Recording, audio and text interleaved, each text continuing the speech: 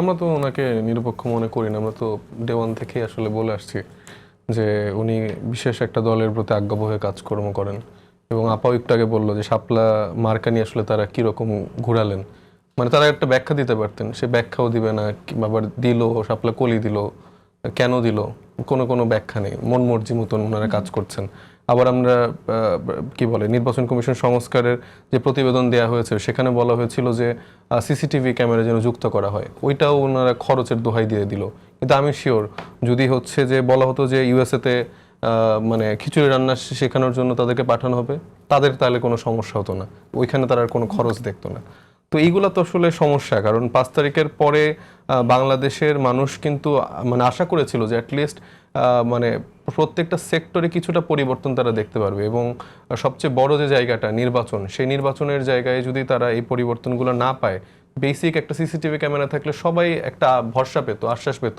কারণ আপনি জানেন যে অলরেডি আমরা দেখেছি যে আজকে তো ফুয়াদ ভাইয়ের উপরে একটা হামলা হলো, উনি কিছুই করেনি। উনি ওই এলাকায় হচ্ছে যে কোনো একটা ব্রিজ ওইখানে বানানো হচ্ছে, সেখানে তিনি অভিযোগ দিয়েছেন যে এই ব্রিজ যারা বানাচ্ছেন তাদের কাছে হচ্ছে যে চাঁদাবাজির জন্য মানুষ গিয়েছিল, চাঁদাবাজি করা হচ্ছে, এটাই বলেছিল। তখন আমরা দেখলাম একটি রাজনৈতিক দলের কর্মীরা তার উপরে আক্রমণ করার চেষ্টা করলো, ভুয়া বললো।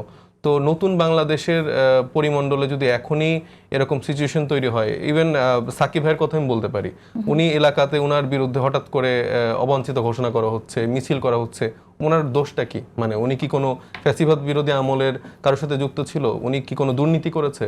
উনি স্বাধীনভাবে একটা রাজনীতি করার চেষ্টা করছে, মানুষের জন্য রাজনীতি করার চেষ্টা করছে। সেই ক্ষেত্রে যদি এত বাধা আমরা দেখতে পাই, শুধুমাত্র নির্বাচন কমিশনের কথা আপনি বলছেন যে আপনারা আগে থেকেই এটা বলে আসছেন যে নির্বাচন এটা বলছে এই কারণে, কারণ এই জায়গাগুলো নিশ্চিত করার কোন দলের পারপাস সার্ভ করছে? বিএনপি, মোটা দাগে বিএনপির কথা, হ্যাঁ বিএনপির কথাই বলতে চাই। কারণ আমরা এই যে সময় হচ্ছে নির্বাচন কমিশন গঠন হয়েছিল, প্রত্যেকটি রাজনৈতিক দলের কাছে তারা কিছু নাম সাজেস্ট করতে বলেছিল। তো আমাদের থেকে আমরা বলেছিলাম যে নির্বাচন কমিশন সংস্কার করার পরে হচ্ছে যে আমরা সেটা করতে চাই, কিন্তু তারা তখনই বিএনপি থেকে 2টি নাম দেওয়া হয়েছিল, সেখান থেকে একটি নাম হচ্ছে তারা চুজ করেছে।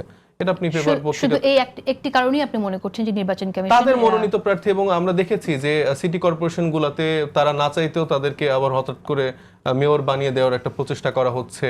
এবং তাদের যে কাজগুলো, বেসিক যে কাজগুলো ছিল সেগুলো বাদ দিয়ে তারা এইসব কাজগুলোতে তারা বেশি চিন্তিত।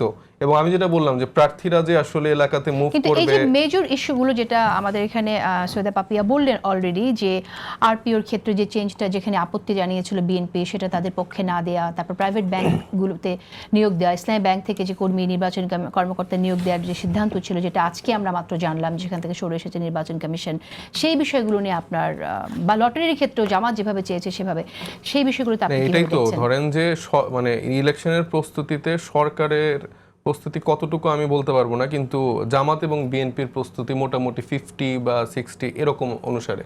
উনি যে অভিযোগটা করছে সেটা সত্য, জামাত আসলেই বিভিন্ন প্রতিষ্ঠানগুলো দখল করার চেষ্টা করছে, বিভিন্ন জায়গায় তাদের লোক বসানোর চেষ্টা করছে। কিন্তু উনার যে অভিযোগ, মানে উনি হচ্ছে 100% ওনার লোকগুলো বসতে পারেনি দেখে তার ক্ষোভ। বিএনপির যে লোক বসেনি তা কিন্তু না, যে ডিসিগুলো নিয়োগ করা হয়েছে সেখানে রাতের মধ্যে হঠাৎ করে এটা কারা কিভাবে নির্ধারণ করলো, সেখানে আমরা শুনতে পাচ্ছি বিএনপিরও আছে, জামাতেরও আছে, আনফরচুনেটলি এনসিপির হয়তো নাই। সেক্ষেত্রে যে লটারি করা হয়েছে, আপনার কি মনে হয় যে লটারিটা আসলে স্পষ্ট হলে ভালো হতো? হ্যাঁ, ডেফিনেটলি স্পষ্ট হলে ভালো হতো। দেখেন এই লটারির অনেক রাজনীতি আছে। ঢাকা শহরে বিভিন্ন স্কুল কলেজে লটারি করা হয় না, ওইখানেও অনেক মেকানিজম থাকে। আগে থেকে ফ্রিজে হচ্ছে ঠান্ডা করে রাখা হয় কয়েকটা চিরকুট, সেগুলো তখন বাছাই করা হয়, এরকম অনেক মেকানিজম থাকে। দাবি তো তুললেন না আপনারা কেউ? এটা তো আমাদের বলার আগে এগুলো হয়ে যাচ্ছে হঠাৎ করে। এটা তো এখন আর অথরিটি তো আমাদের কাছে নেই যে আমরা আসলে সবকিছুতে কথা বলতে পারবো। বিএনপি দেখা যাচ্ছে যে সবকিছুতেই কখন ইলেকশন হবে, তো তখন চাইলেও যে আমরা যে বারবার বলছি যে আমরা সিস্টেমেটিক পরিবর্তনের যে সংস্কার কথা বলছি, এগুলোর জন্য সংস্কারের কথাগুলো বলছি। এই পরিবর্তন ছাড়া আমরা কতক্ষণ আর চিল্লাবো?